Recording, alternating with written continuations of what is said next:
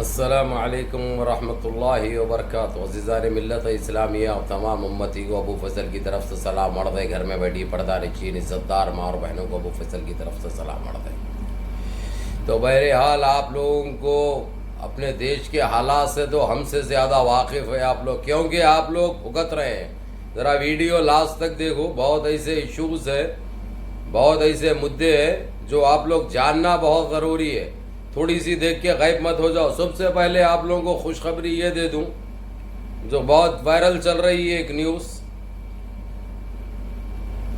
France کے اندر، France کا سور نے جو کیا ہے حرکت، یہ الگ بات ہے۔ سارے مساجد نے کل ایک وہاں کی جو سب سے بڑی مسجد ہے اس مسجد کو اوپن کرنے کی اجازت دی اس نے، وہ بھی جمعہ ختم ہونے کے بعد، جمعے کی نماز کے بعد عصر میں یہ اعلان کیا گیا، وہ کھولا ہے مسجد۔ اور جو وہاں کے امام کو اور جو خطبہ دیتے ہیں جمعے کا ہو یا عید کا ہو، اس خطیب کو بھی رہا کر دیا گیا۔ اور تقریباً 26 ایسے معظمے تھے جو اذان دینے والے ہیں، اور زیادہ تر مسجد میں جو روم بنے ہوئے رہتے، روم میں رہتے، جو گھس کر جو پکڑے تھے ان کو اریسٹ کیا گیا تھا، جو گرفتار کیا گیا تھا، ان لوگوں کو بھی رہا کر دیا۔ بہرحال یہ پاپی، یہ ظالم سدھرنے والا نہیں ہے جب تک اس کی اوقات اس کو نہیں دکھائی جاتی۔ تو ان معظموں کو بھی رہا کر دیا اس نے۔ تقریباً 27-28 ایسے معظمے تھے جو مسجد میں گھس کے بے حرمتی کرتے ہوئے ان لوگوں کو ان کے روموں میں سے اٹھا کے لے جایا گیا۔ اور ہمارے جانی مازوں کو جو بچھے ہوئے رہتے ہیں مسجد میں، پورے جوتوں سے، گندے جوتوں سے کھندلا گیا۔ بڑی گندگی مچائی تھی اس نے، یہ 3-4 مہینے پہلے کی بات ہے۔ لیکن اب ان معظموں کو چھوڑ دیا گیا، رہا کیا گیا 4 مہینے کے بعد۔ اور جو وہاں کی سب سے بڑی مسجد ہے، جو خطیب ہے، خطیب کو بھی رہا کیا گیا، اور وہاں کے امام کو بھی رہا کیا گیا۔ یعنی تقریباً کچھ 35 آدمی کو رہائی ملی ہے کل۔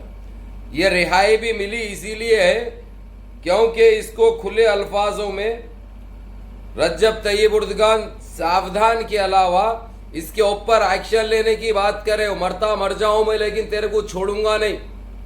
اگرچہ تو یہ لوگ کو ریلیز نہیں کیا اور وہاں پہ ہمارے عبادت گاہوں کو کھولنے کی اجازت نہیں دی، تو اس کا خمیازہ بھگتنے کے لیے تیار ہو جائے، یہ کہنا تھا رجب طیب اردگان کا۔ اس کے بعد اس نے 2 دن کا ٹائم لیا۔ یہ بات ہوئی تھی چاشمبے کے دن، یوم العربہ، چاشمبے کے دن بات ہوئی تھی۔ یہ جمعے کے دن بعد نماز جمعہ کھلنے کی اجازت دی انہیں، وہ بھی صرف ایک مسجد کھلی۔ ابھی سارے مساجد وہاں پہ بند ہے، اور دینی مدارس جو بچوں کو قرآن سکھائی جاتی ہے، قرآن پڑھائی جاتی ہے، وہ بھی بند ہے۔ تو بہرحال یہ کہوں گا، یہ میں آپ لوگوں کو ابھی ایک 35 منٹ پہلے کی نیوز دے رہا ہوں۔ جو وہاں پہ رہنے والے لوگ ہیں، جو وہاں پہ کام کرنے والے لوگ ہیں، جو اپنے جاننے والے ہیں، ان سے بات کی میں نے، ان سے رابطہ کیا میں نے۔ ان لوگ نے سارا ویڈیو کالنگ پہ بھی بتایا میرے کو کہ مساجد بند ہے، ایک مسجد کھلی ہے، وہ صاف صفائی کر رہے ہیں، کیونکہ عصر میں کھلنے کی اجازت ملی تھی۔ وہاں پہ جتنا ہو سکتا تھوڑے لوگوں کو جس کو پتہ چلا۔ اور ایک شرط اس نے یہ رکھا ہے، لیڈی اسپیکر میں اذان نہیں دینا، جبکہ یہ بات ہونے والی نہیں ہے، یہ بات ماننے والی نہیں ہے۔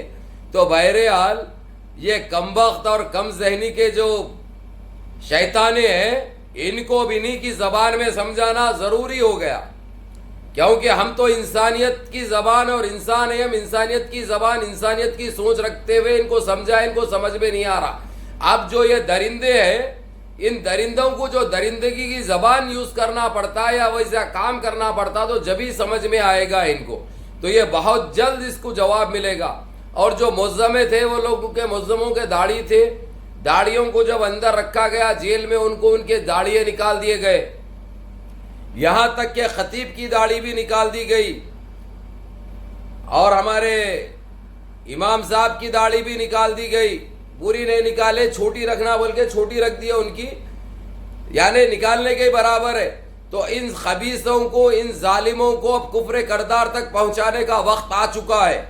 اس کے لیے رجب طیب اردگان نے ایک میٹنگ بھی کی، جس میں انڈونیشیا کے پرائم منسٹر بھی تھے، ملیشیا کے پرائم منسٹر بھی تھے۔ وہ خیر وہاں پہ ایک میٹنگ کے لیے جمع ہوئے تھے وہ لوگ، اسی کے ساتھ یہ اس سور کے بارے میں بھی چرچا ہوئی وہ لوگوں کی۔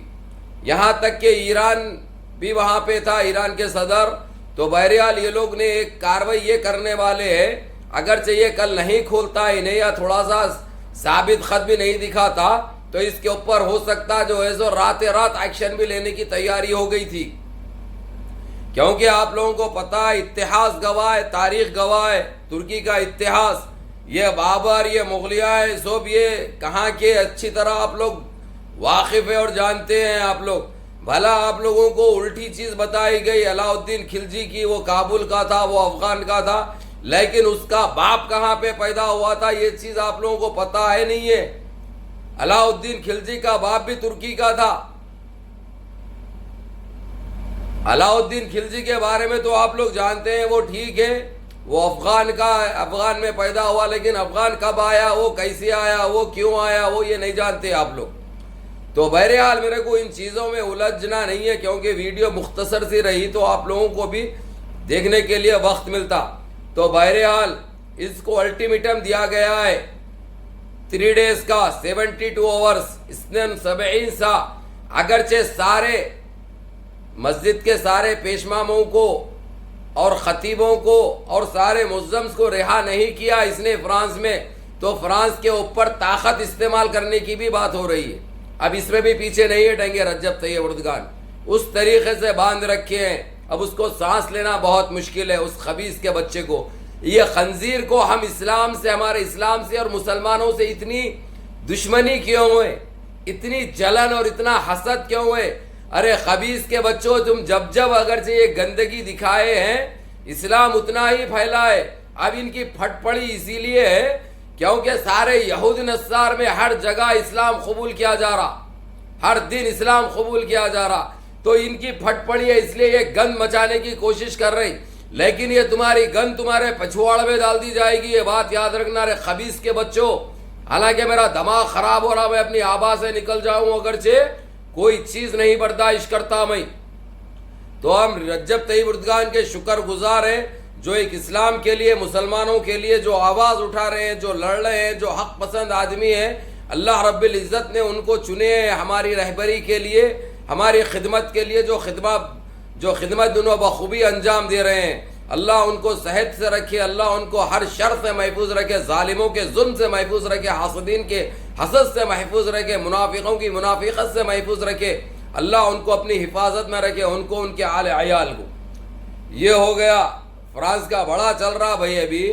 تو اس لیے آپ لوگوں کو بتا دوں، وہاں پہ ایک مسجد کھلی ہے، وہ بھی عصر میں کھلی کل، اور دوسرے مسجدیں کھلنے پہ غور بھی نہیں کرا انہیں، نہ اس بارے میں بات کرنے کے لیے تیار ہے.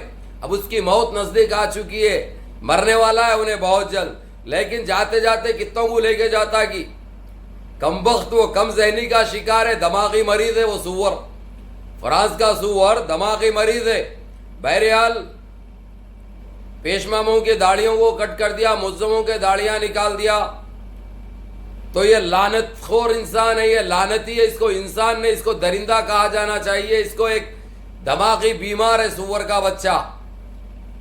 یہ ہو گیا فرانس کا. دوسرا دے دوں میں آپ لوگوں کو خوشخبری، 30 سال کی پابندی ہٹا دی گئی ہے عراق پہ سے. اب ان کا بارڈر سعودی عربیہ نے کھول دیا ہے. سعودیہ نے 1990 میں جب عراق، صدام حسین نے جب کویت پر قبضہ کیا تھا، کویت پر حملہ کیا تھا، کویت پہ قبضہ کر کے بیٹھا تھا، اس کے بعد سارے GCC ممالک اس سے رشتہ توڑ چکے تھے مرحوم صدام سے. اس کے بعد جب سے جو لوگوں کا بارڈر جو بند کر کے رکھے تھے، ابھی کہیں جا کر 2 دن پہلے یہ اوپن ہوا ہے. یہ بہت اچھی بات ہے، کیونکہ وہاں پہ معلوم ہے آپ لوگوں کو عراق میں بھی حالات خراب ہے، لوگ پریشان حال ہے، کھانے سے، پینے سے، دواؤں سے، ہر وہ چیز کی تکلیف ہے. یہ بہت اچھا قدم ہے. اور کویت، شیخ نواف بھی نیکسٹ ویک حالانکہ کھلا ہے، عراقیوں کو آنے دیا جا رہا، وہاں پہ فلائٹیں اتر رہے ہیں، لیکن گاڑیوں سے یہ بارڈرز بند تھے، ان کو اب یہ کھل گئے تو کیا ہے، ان کو مدد بھی پہنچائی جا سکتی کھانے کی، پینے کی. حالانکہ کویت تو ایک زمانے تک سنبھالا عراق کو، ایک زمانے تک پالا عراق کو. چپل کویت سے جاتی تھی، چاول کویت سے جاتا تھا، آٹا کویت سے جاتا تھا، ہر وہ چیز کویت سے جاتی تھی عراق کو. لیکن اس کے باوجود اتنا دیتے لیتے ہوئے بھی صدام حسین نے نجیز حرکت کی تھی طارق عزیز کے باتوں میں آ کے، جو وہاں کا پرائم منسٹر تھا۔ طارق عزیز نے غلط حرکت کی تھی، اس کا خمیازہ بھی بھگتنا پڑا، جان سے بھی گیا صدام حسین۔ اور غلط حرکت یہ کیے تھے وہ لوگ، حالانکہ میں یہ کہوں گا برابر، جب ان کی جو ملٹری اسٹارٹنگ آئی، معصوم بچوں کو جو ہاسپٹلوں میں گلے دبا کے یہ لوگ فریجوں میں سے نکال کے جو ختم کر کے جو پھینکے، یہ بڑی گند مچائے تھے یہ لوگ۔ لیکن اللہ کے گھر دیر اندھیر نہیں ہے، کوئی جہاں تھا وہیں پہ ہے۔ عراق تباہ و برباد ہو گیا تھا، اسی لیے اپنی طاقت کا استعمال اپنے کمزور پہ کہیں نہیں کرنا، کبھی نہیں کرنا، یہ بات یاد رکھو۔ ہمیشہ جتنا ہو سکتا ملاپ سے مل جھل کے رہے تو ہر وہ چیز سے اللہ رب العزت کامیابی و کامرانی سے نوازتے ہیں۔ تو بہرحال بڑی اچھی خبر ہے کہ کم سے کم یہ لوگوں کو جو تکلیف حال ہے، اب ان کے تکلیفیں دور ہو جائیں گے۔ جب کا یہ لوگوں کا گاڑیوں کا چالو ہو گیا تو انشاءاللہ ان کی غربت بھی ختم ہوگی، جس طریقے سے یمن کی ختم کریں۔ یمن کو تو ہر مہینہ جاتا ہے کویت سے، پتہ ہے آپ لوگوں کو۔ الحمدللہ جانا بھی چاہیے بھائی، یہ سب بھائی ہیں ہمارے، کلمہ بھائی ہے۔ کئی کے نا اتفاقیہ غیر ضروری، مل جھل کے رہنا، آپسی اختلافات کو ختم کرنا، اپنے دماغوں کو صاف کرنا، یہ بہتر ہے۔ اللہ اسی میں راضی ہوتے ہیں، اللہ اسی میں خوش ہوتے ہیں۔ تو بہرحال منظم رہیے، متحد رہیے، اپنی صفوں میں اتحاد پیدا کیجیے، دعائیں کیجیے سارے مسلمانوں کے لیے اور سارے عالم کے لیے۔ السلام علیکم۔